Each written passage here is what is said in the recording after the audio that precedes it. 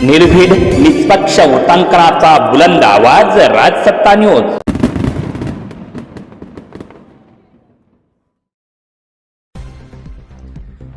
संगमनेरच्या अंमली पदार्थ तस्करीवर आमदार अमोल खताळ यांनी विधिमंडळात आवाज उठवलाय। पोलिसांनी चौकशी करून दोषींवर कारवाई करण्याची यावेळी त्यांनी मागणी केली। दोषींवर कठोरातील कठोर कारवाई केली जाईल असं नामदार योगेश कदम यांनी त्यांना आश्वासित केलंय।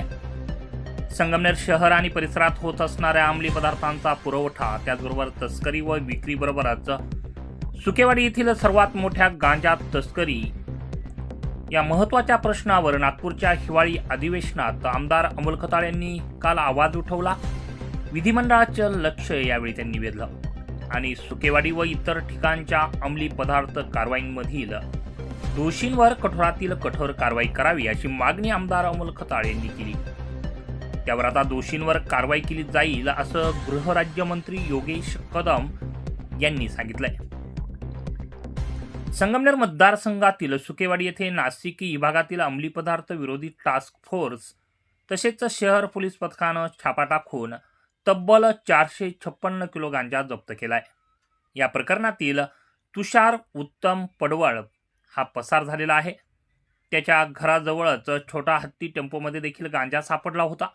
या पार्श्वभूमीवर आमदार अमोल खताळ यांनी नागपूर येथील विधिमंडळात आवाज उठवत संगमनेर शहर आणि ग्रामीण भागात अंमली पदार्थाचा पुरवठा, त्याचबरोबर तस्करी व विक्री करणाऱ्यांचा सखोल तपास करण्यासाठी स्थानिक पोलिसांची विशेष टीम नेमावी, या अवैध धंद्यांना राजाश्रय कोण देत आहे याचा देखील तपास होणं गरजेचं आहे।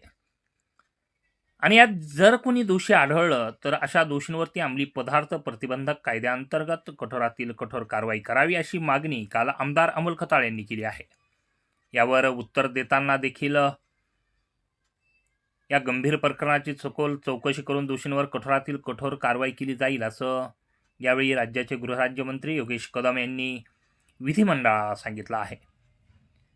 यावेळी अमोल खताळ म्हणाले की संगमनेर अंमली पदार्थ आणि ड्रग्स मुक्त करण्यासाठी तसेच तरुण पिढीला व्यसनापासून दूर ठेवण्यासाठी माझा जो आहे तो सतत प्रयत्न सुरू राहणार आहे।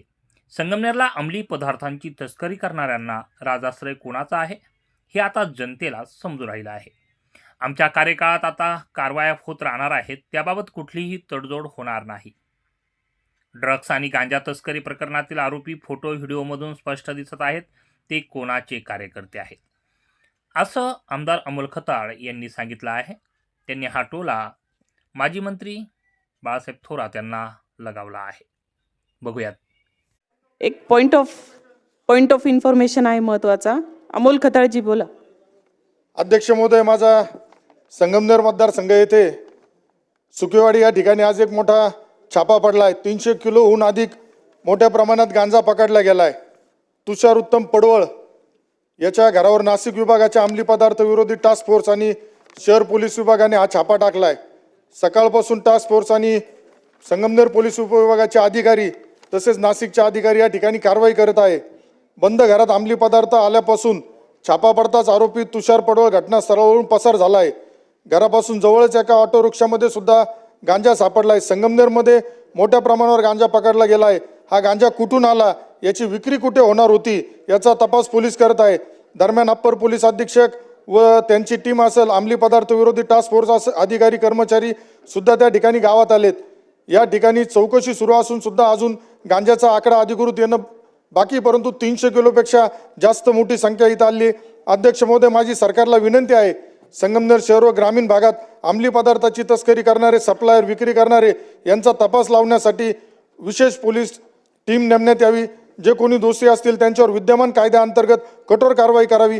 तसेच अध्यक्ष महोदय, मागील आठवड्यामध्ये तिथं ड्रग्सची सुद्धा कारवाई करण्यात आली होती। आशिष मेहर नावाचा जो ड्रग्ज माफिया होता, तर या अहिल्यानगर जिल्ह्यामध्ये काही पोलीस कर्मचारी आहेत, चौधरी, घोडके, हे पोलीस कर्मचारी गुटख्या धंद्यांना सुद्धा पाठबळ देत आहे। आज मला शंका आहे का अहिल्यानगर जिल्ह्यात हिरा डायरेक्ट गोवा गुटखा पिकअप कर्नाटक व इतर राज्यातून येत आहे। आज संगमनेरमध्ये वेळोवेळी अशा प्रकारे अवैध ड्रग्ज असेल, गुटखा असेल। सरकारने या गंभीर घटनेची दखल घ्यावी।